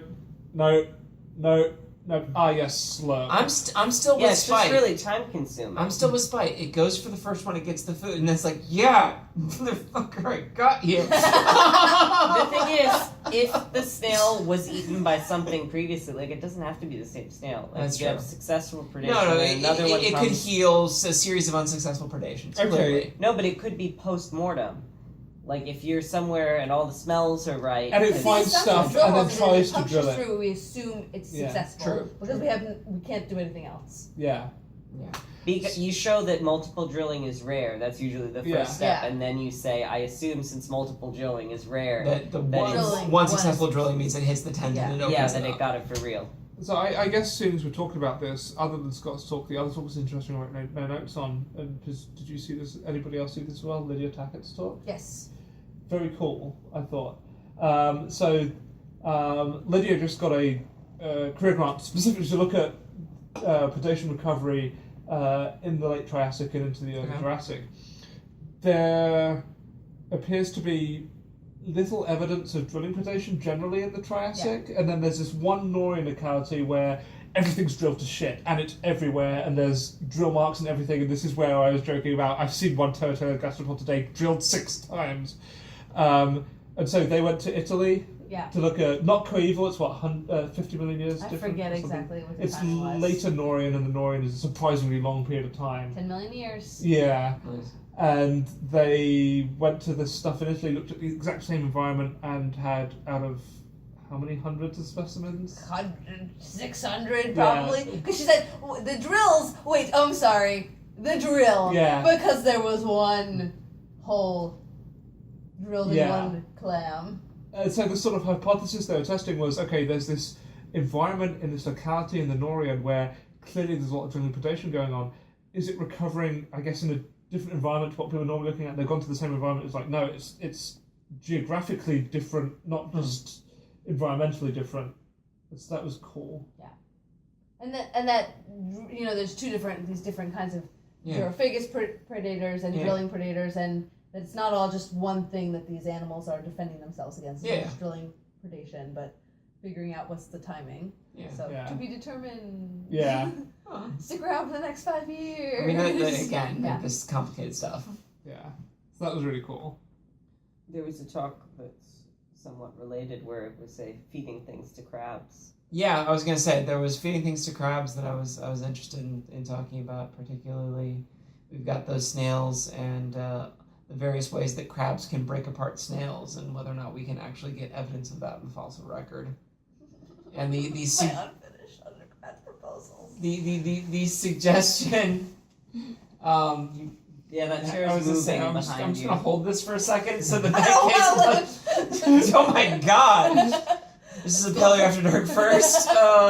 I'm not entirely sure it is. Yeah. No, not the not wanting to live, the actual death. Okay. Oh, that thought wasn't going to get me. Anyway.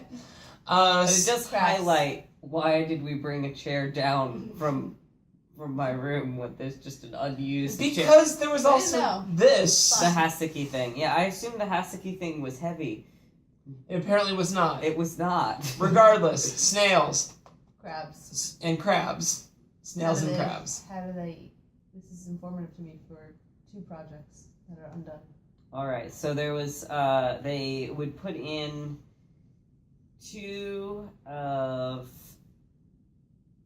something that starts with an H that I don't remember what it is because it was H period in everything. And This is C a snail. period. Syrian. And Syrian. And they would put them in tanks with the crabs and they'd check every 3 hours. It's basically a thin-shelled snail versus a very vaulted, like heavy-shelled Okay. snail. I mean, Syrian is kind of famous. Yeah. Yeah. And it's like it's just goddamn bullet. It's just this thick-walled bullet that just lives. So- Syrian does lots of weird stuff, so Syrian could be its own digression. And we're not going to take that path. The, Unless you're a Keep bigger talking. crab. Keep talking. yeah, so the, He's going for it! the crabs, if they attacked something, the snail would be rescued or the shell would be removed, and then they'd put in a new one. Rescued. To be removed from the tank. To die slowly. The ones that tried to futilely. rescue themselves were put back Yeah, into the the tank. ones- If you crawled up the side of the glass to escape like a smart snail, you were thrown back down. However, 2 of the crabs escaped. And one snail did fight back. They ended on the snail that was trying to eat the crab. He was just sitting on the top of the crab, but the crab looked very sad and confused.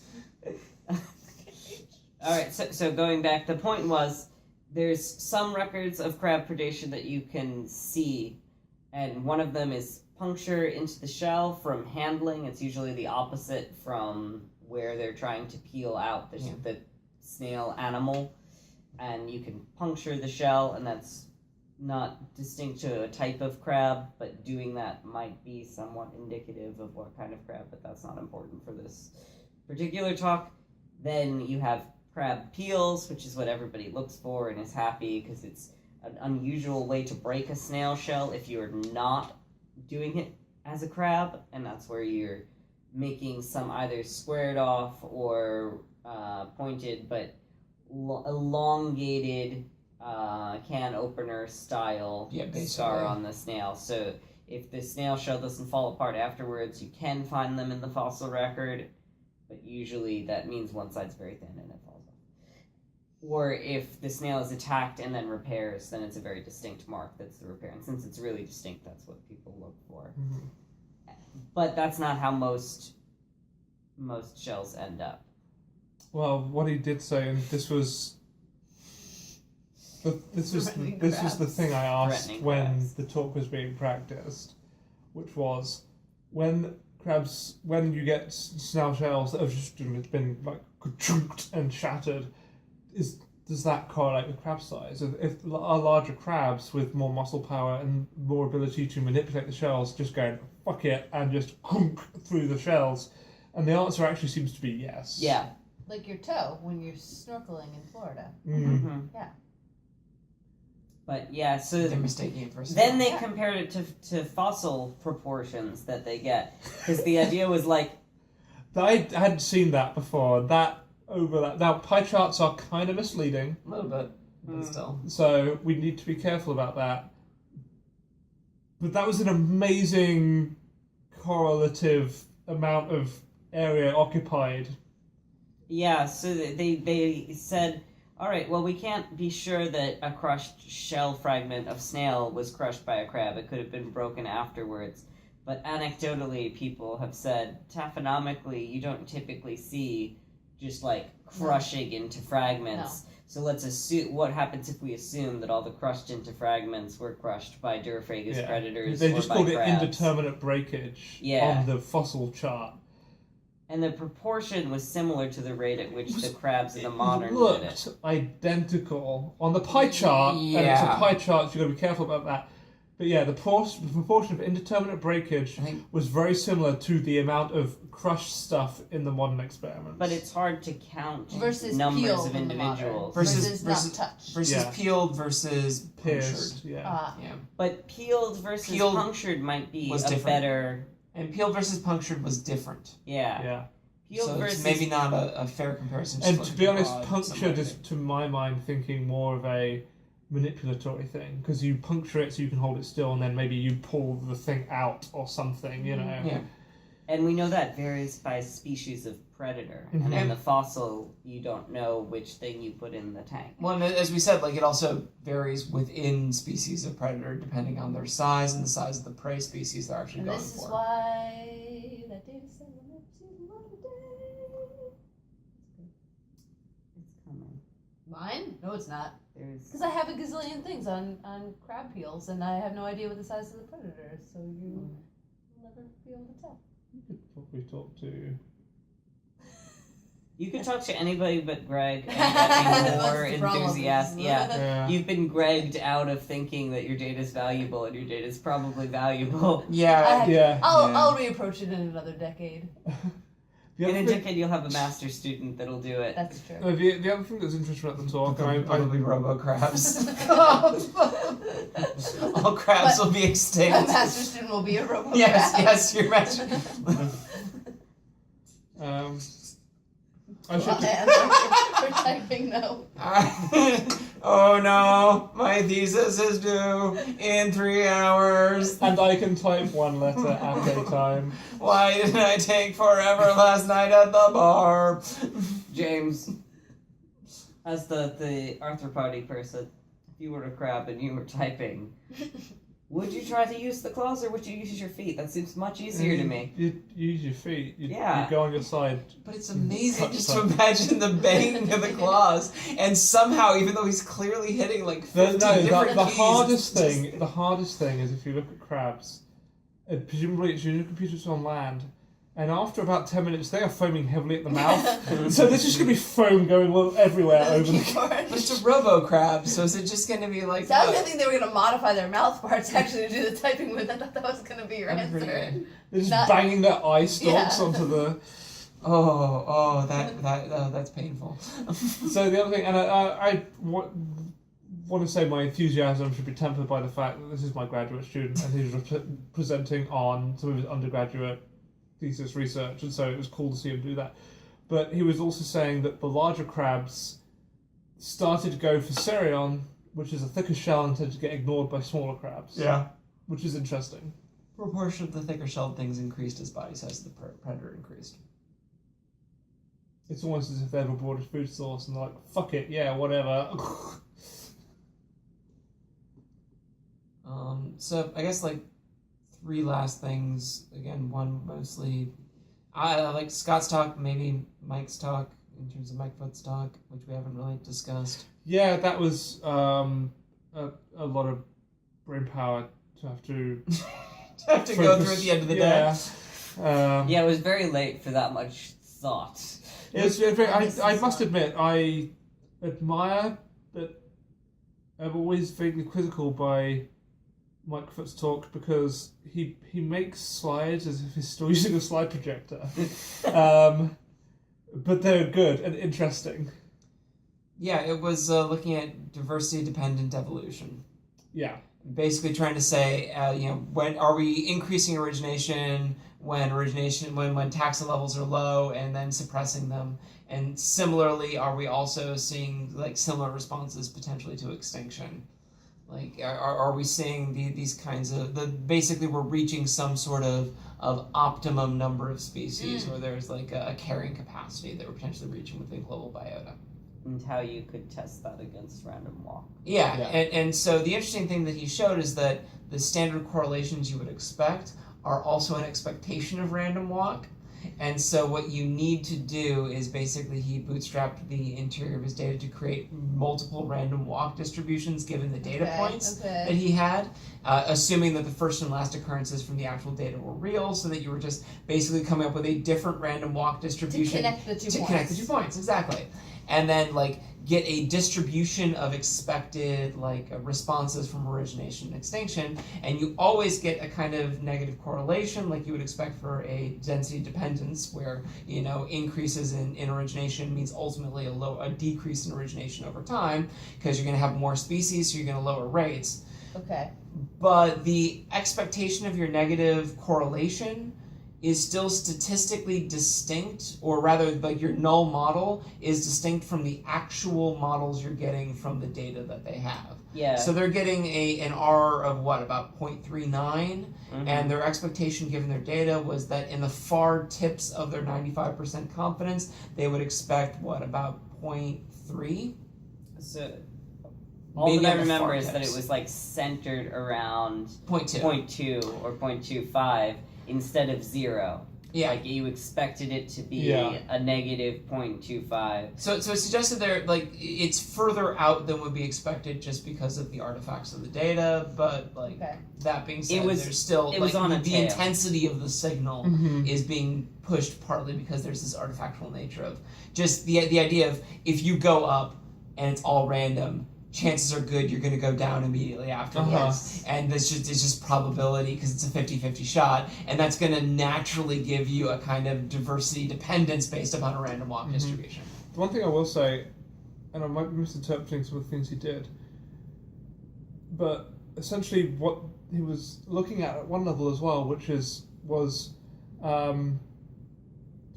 what kind of actual value do you expect in terms of support or probability to show that you're out on the edge of the tail of this distribution, and it's going to be different depending on what's going on, which is why they were modelling it, and getting away from kind of like a ubiquitous unifying expectation of what your 95th percentile should actually be in terms of a value of your distribution a bit more. Okay. I don't know. I didn't get that out of that. But okay, sure. Okay. Well, no, just looking at the I wasn't there. When he's just doing the distributions, is what's the value of your Well, one of the things he was doing is comparing the volatile nature of the Silurian to the Ordovician as well, where the Ordovician is far less volatile, and you got a series of extinction events throughout the Silurian. And one of the things that he wanted to sort of emphasize is that clearly not everything is just being driven entirely by density dependence. Density dependence is just kind of always in the background, but all of these extinction events and these subsequent recoveries afterwards are kind of like perturbations of a system that is then kind of naturally going to this carrying capacity. It was cool. And again, it had nothing to do with graptolites. It was a series of data. I forgot that it began with graptolites. They were using graptolites, and the way they generated the things was they took the graptolite ranges and then randomized them, so you'd have a different evolutionary history of graptolites with the first start point and end point. Yeah, that's the bootstrapping thing that I was talking about. Yeah, and so that's why it was on graptolites, because they used graptolites because they've got a very fine-scaled stratigraphic data set because they are used to define the stratigraphy. They should do this with conodonts. We're going to treat conodonts like animals. Wouldn't be treating them like animals, though. You wouldn't be thinking about anything about them. You'd be treating them as particles. You'd be treating them as no, but you'd have to make them into organisms if you were going to do diversity. Or just glue them onto toilet rolls. Yeah. What else they had in mind? That was one. That's my favorite. But if you want hyperfine, you have to go to another thing that's biostratigraphic. So, Huh? 4 atoms? You could do 4 amps. You could. So, amps. 4 amps. 4 amps. 4 amps. Just And 4 amps. What about 2 amps? Okay. So, again, kind of leaning into things that I'm involved in, but Judy's talk was cool. Yeah. Yeah. Which is a shill for Apple, but... Apparently, iPhones are the best things to take pictures. Well, of the if you wanna best do thing 3D is, models. she said, I'm sure if you use an Android phone, the pictures will be just as good. And we're all back going, fuck no, the camera's awful. Samsung's very nice. My Galaxy is terrible. I tried to take photos of things, and it's great at a distance of like a Brendan's distance, but any further, and you try to have to zoom in on the digital, and it goes... And any closer, and it just doesn't... Speaking of which, while you were saying that, we actually flipped over once again another 30-minute section. So you probably froze halfway through your "My Samsung is terrible," which is pretty great because I think that Samsung probably was censoring you. Game over. So, yeah, we can take a series of pictures provided we've got a set background or some sort of set stage. And then we can use those in a 3D model, in a modeling program to create a 3-dimensional model that we can get point cloud data on, and then use that point cloud data to do morphometrics on. This is going to save me a lot of my startup. Just Yep. gonna buy an iPhone. iPhone, and we Well, had... it was originally done, Peter Falcon originally developed a similar thing just using Connect. Yeah, the Kinect was a good choice for that, because it's a 3D camera already. Got it. But we had popsicle sticks and paper over it to create a light box by just a series of lights but behind them, so you diffuse the light, and then we have a rotating stage with a little thing on it that has some sort of like grid, so that every time you rotate it, it looks like you're getting it from a different angle, and then just camera, and like 10 pictures that are really high quality from an iPhone, and you can get a 3-dimensional brachiopod that you can rotate around if you want, and you can get point cloud information that you can then put into morphometrics. So this is what I can do for my paleo lab on the cheap. Yeah. Yeah. The other thing I thought was cool... And most of that software is free. Yeah. Cool. The other thing I thought was cool, it kind of no sense, but I've been saying some of the sort of things about photography for a while and people don't listen, so this is why it needs to be said, that good quality pictures are important. I appreciate that you've got out of this one, just to keep whispering passive-aggressive things that maybe or maybe not. She now knows that she's over here in this part, so now she's confident that if she and I are both here... Oh. Anyway. Photography. But we're how to make really it better. excited. Yeah, like pictures that Not are... true. It's not true that you're excited. I want to hear about taking better pictures, and then I'll be sarcastic afterwards. You can be sarcastic during. We'll see how far we get. I'm getting sleepy. Okay. Good pictures are good. Yeah, We'll pictures do this in that Scott's are talk. in focus and good are good. And so she was saying that if you take 15 high-quality photos, you can build the model. You can take 80 slightly low-quality photos, and it can't stack them. It doesn't know what to do with anything. It can't figure out how to merge them. Yeah. And you lose all signal, everything gets weirdly messy or blurry, or worst case scenario, it loses the background, and then all of a sudden like 15 different photographs all stacked like you're in the same area. That was the other thing. Have some texture on your background, otherwise it's a sheer surface, and you end up with like it just going and merging into it because it doesn't know what to do with the background.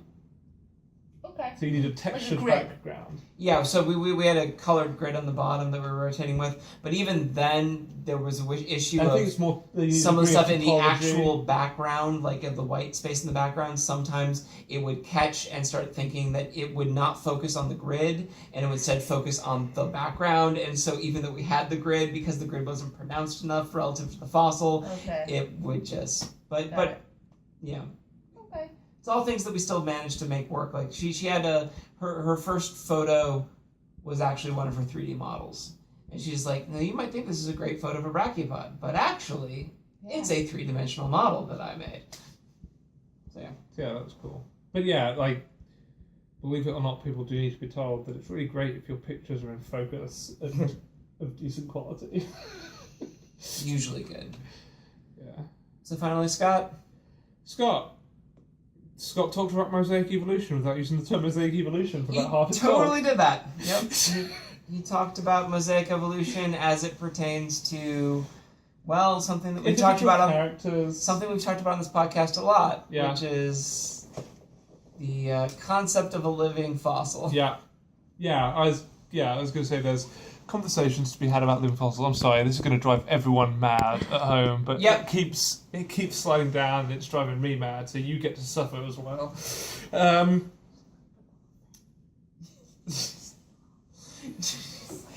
We're kind of at the end. You don't need to do. No, it's okay. You can see the last 5 minutes. Put it behind it. Yeah. No, put it in front of it, because that's not where the lens is. Slit. Just put it in front of the whole thing. We don't have to see ourselves. Yeah, just put it right in front of the lens, James. Yep, right there. Good. Yep, roll it. And put it on the rolling side, of course. Can I make a coffee while this is in here? No, do not. Don't give phone. away the fact that it's a Mr. Coffee. Oh, I could see the corner of the Mr. Coffee the entirety of yesterday. I know, that was the mystery. What's that thing? They'll find out. Congratulations, they found out. Everyone did it. Speaking of which, they're advertising that Murder on the Orient Express movie with "You'll never guess the shocking twist." The train because no one can read anymore. Well, it's going to be like a rewrite, right? Now it's going to be Cthulhu or something, or ancient civilization killed them. No, at the end, they're just all going to get off the train. That'd be pretty good. And no one died. No one died the whole time. No one died, but they've been travelling for 15,000 miles and they've burnt enough coal so that in 20 years' time the sea level will rise and everyone will die. Oh, so Snowpiercer. Did you just ruin that one for me? Probably. He'll forget. Yeah, he will. I don't. That's why I'm miserable all the time. It's not a good movie. It's not worth it. Okay, alright. That's better than I. But what Scott was doing, which I think was an instructive allegory, was talking about mosaic evolution and individual character histories as being equivalent to gene trees versus phylogenetic trees. Yeah.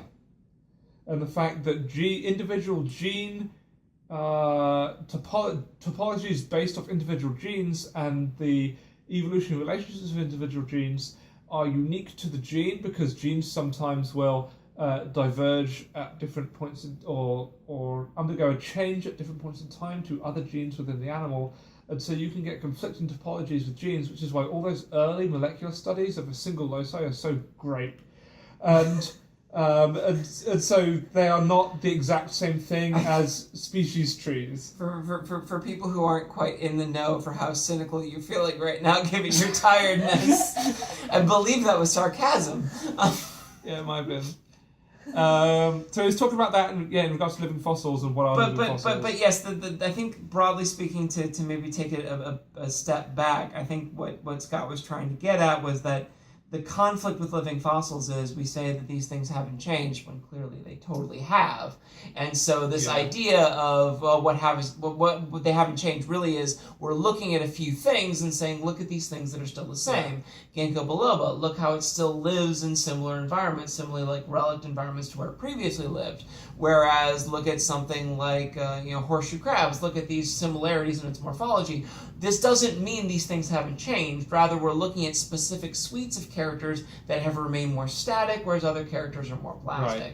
And so this is, again, getting to this idea of treating characteristics not as set defined things or perfectly linked to the evolutionary history, but rather as individual organisms or individual species evolving as a suite of characteristics evolving at different rates.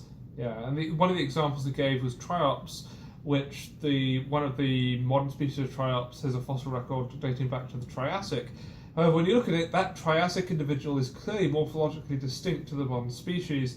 And then he said, furthermore, when they started looking at the modern species in terms of genetic diversity and what it's doing functionally, there are a ton of cryptic species. Yeah, that was cool. Yeah, and so it's not the same species throughout time at all. It's just we are able to identify and recognize the species. Yeah. So that was interesting. Then he mentioned something about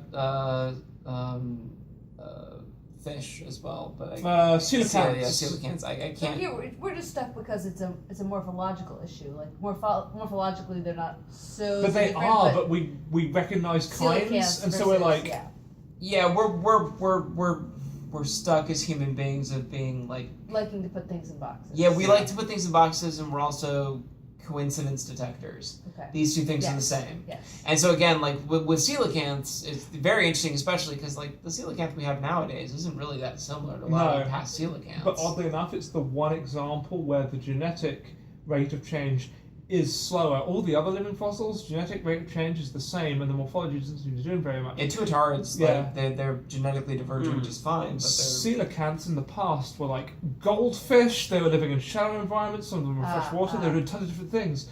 But they genuinely seem to have a slower genetic rate of change, which is bizarre because they're the opposite of everything else. Huh. That may not be meaningful.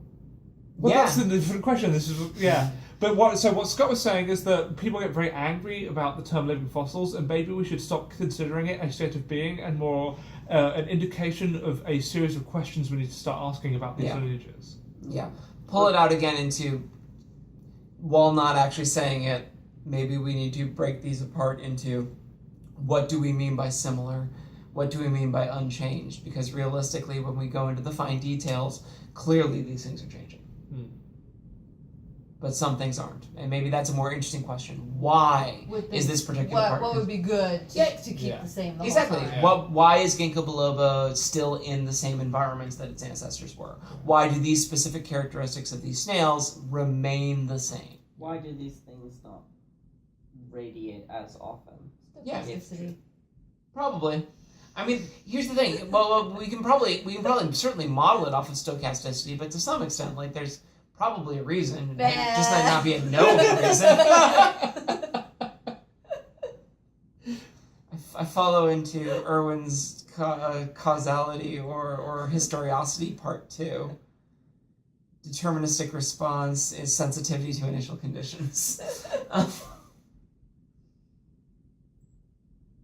So does anyone have anything else they want to add? No. Okay. Brandon. James wants to sleep.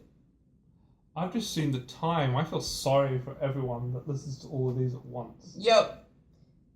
We're meant to be more streamlined. I sent an email 2 months ago, 6 weeks ago, saying, I was not. I thought we were not meeting today. And then I got a text message that's like, oh, I'm with Carlie. I know Carlie wants to do this. Go ahead. well, that's fine. That's great. It's good to have somebody safe on. What? Rather than just some random person Curtis pulled off the street. What? Did you pull someone right off the street? No! Today? I'm being very harsh to some very good friends. Yes! You're being very harsh to some good friends. Who worked on astrobiology. So you pulled them out of space. Yeah, pull them out of space. Okay. Or time. Yeah, space and time, Okay. actually. Cool. Well, I guess that's going to do it for day 2. So, we'll be back for day lived. 3. We Day lived. 3. We lived. Should I record a day 4 by myself? Yes, you should record a day 4 by I'll yourself, be here James. day 4. Okay.